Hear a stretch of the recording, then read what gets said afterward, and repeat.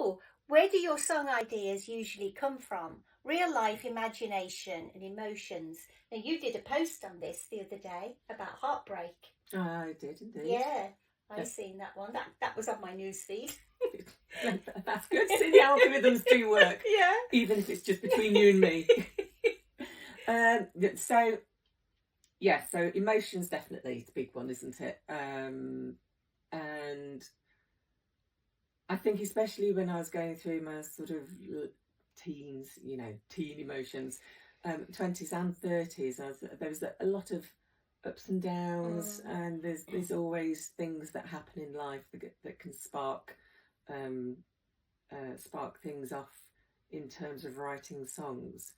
I think perhaps one of the worst things I've done is actually marry a chap who's absolutely lovely and doesn't want to change me, because that means I can't write There's so no many material. There's no material. I can't write Chris, heartbreak you songs with somebody who's so fabulous. But when you go through all those heartbreaks and everything else and the ups and downs of life, that gives you lots of material to write with. Yeah. One of the things that I've started doing, I've got an album that I'm working on in the very sort of beginnings of, which is looking at sort of not necessarily specific women, but it's probably going to be called something like Fabulous Women or Strong Women or whatever it is, but different types of women who'd made a mark in life but haven't been particularly noticed, if that makes sense. So and one of the songs I was actually just writing last week was about the Match Girls, and the Match Girls that went on strike, was it in the 1800s? And so some of the things for that particular album that I'm in the process of doing at the moment are very much relating to actual figures or times in the past, or even sort of things that I've seen from, I won't go into too much detail, but things I've seen from other people that they've experienced as a woman.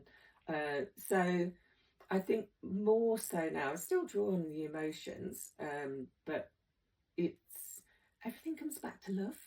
It does. Love of one sort or another. Yeah. Yeah. And which is what the last album, Three Scarlet Words, was about, sort of going on the journey of sort of like finding yourself, loving yourself, going through heartbreak, going through loss, finding love again, finding yourself, loving yourself.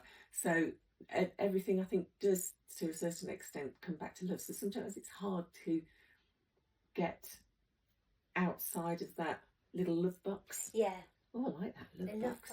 I'll write it down again. It's in the phone. So what about you?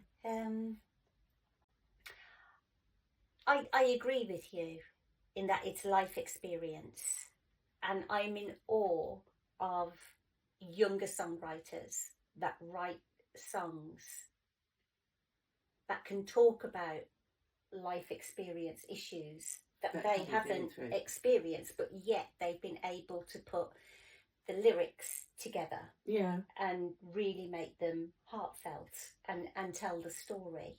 And again, another little story.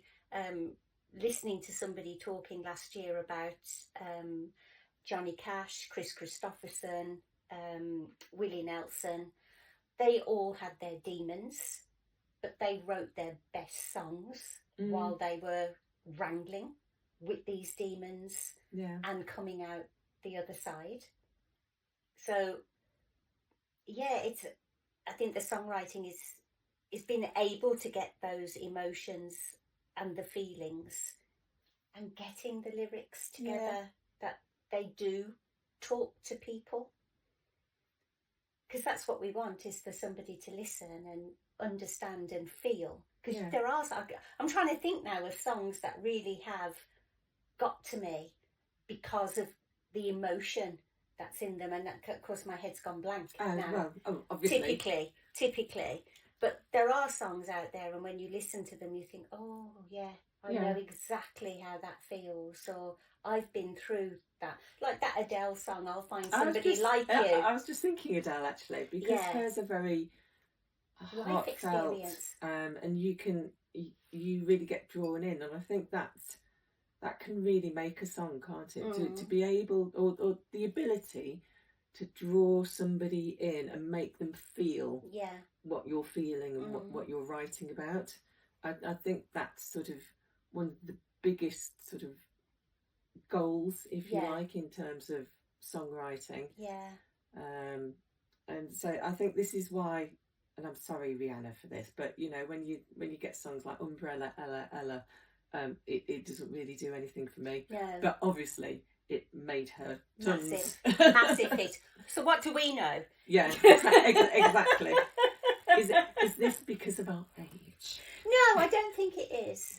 I don't think it is, because I think nowadays you can do anything at any age. Now that we have mobiles, internet, socials, YouTube, you can do anything. Because I think I said to you that I've started watching a lot more videos on YouTube now. Yeah. And the amount of older women, and I mean older, I'm talking over 70 now, that have started up their YouTube channels talking about their life experience, life changes, and changes they've made now, and they're reflecting back. Okay. They're all inspiring. Now, they're not songwriters or anything. They've all got different little things that they do. But it's just so interesting to listen to their lives. And I suppose that would give you inspiration for writing a song. Oh, yes. Ooh, you have to give me all the channels. Oh, do we? You can tell where our next set of songs are coming from. Yeah. So. Oh, brilliant. Yeah. So it's. I've forgotten what the question was now. No, I keep because we've just rambled. This is why it's called Chill and Chat. Yeah. It should be called Ramble and Rant or something, shouldn't it? Yeah, we haven't had a rant yet. No. But it will come. But it's there, waiting, hovering to come through. Yeah. But it's a few people that have heard my I Just Walked Away, the song about coercive control. They keep saying to me, when are you going to release it? When are you going to release it? And the only reason I haven't yet is because I've been concentrating on my country music and getting my country songs out there in order to try and build an audience. I think if I suddenly release this Adele-esque kind of song, people are going to be like, what the hell? Yeah. But I shouldn't really do that, because maybe I should just put it out there. I suppose this is this comes timing. Back to what we were talking about, doesn't it? Because everybody says, oh, you've got to stick to your genre to get your following. But then you are restricting yourself. Then, exactly. And you're restricting your creativity. And so what if people are confused? Maybe the people that like country will listen to country. Well, you're always confused when you're talking to me, let's be fair. And people that like the other stuff will like the other stuff. Yeah. Yeah. Well, I think that's the thing, isn't it? Because I like lots of different things. Yeah, exactly. And it depends on what mood you're in as to what you listen to. Yeah, exactly. And what we write. It depends on what mood we're in. Yeah. Yeah. When I went to that dancing weekend in Donegal last year, there was lots of Irish waltzes taking place, and I've got the start of 2 songs on my phone that I was inspired by that night, because it's just wholesome, it's family, it's couples getting together, it's love, it's everything that comes with it, and there's no heartbreak for a change. It's just happiness about meeting somebody, falling in love with them, and walking life's path with them in a very Irish waltzy kind of way. Well, that's it. That's your title, Dancing in Donegal. Dancing in Donegal. I love it. Oh, I love that phone. Have you got that? Here to help. Dancing in Donegal. Oh, I love that. Yeah. I like that too. Yeah, that's great. I might nick it off you.